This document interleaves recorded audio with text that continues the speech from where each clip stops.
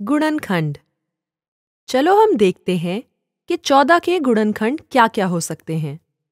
14 2 और 7 का गुणनफल है, अतः 14 2 और 7 का गुणज है।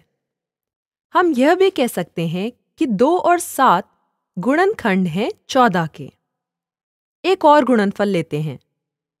2 गुना 3 गुना 7 बराबर है 42 के, अतः 42 गुणनफल है 2, 3 और 7 का।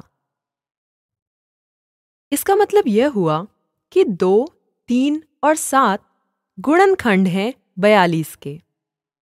इसलिए यहाँ से हमें यह समझ आता है कि 2 या 2 से अधिक संख्याएं गुना की जाती हैं गुणनफल प्राप्त करने के लिए, और प्रत्येक संख्या को उस गुणनफल का गुणनखंड कहा जाता है, अर्थात यही गुणनफल है। अगला कदम दी गई संख्या के सभी गुणनखंड ज्ञात करना है। आओ एक उदाहरण लें। हमारे पास 12 है। 12 को लिखा जा सकता है 1 गुना 12 या 2 बार 6, इसलिए 12 बराबर 2 गुणा 6। और 3 बार 4 12 होते हैं, इसलिए 12 बराबर 3 गुणा 4। इसका मतलब यह हुआ कि 12 के गुणनखंड 1, 2, 3, 4, 6 और 12 हैं। यह 12 के सभी गुणनखंड हैं। आओ एक और उदाहरण लें। आओ 30 को लें। 1 से शुरू करें। 30 बराबर है 1 गुणा 30 के। अगला गुणज 2 है, इसलिए 2 को किससे गुणा करने पर 30 आएगा? 2 बार 15 30 होते हैं।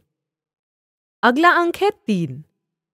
3 गुणा 10 बराबर 30, इसलिए 3 बार 10 30 होते हैं।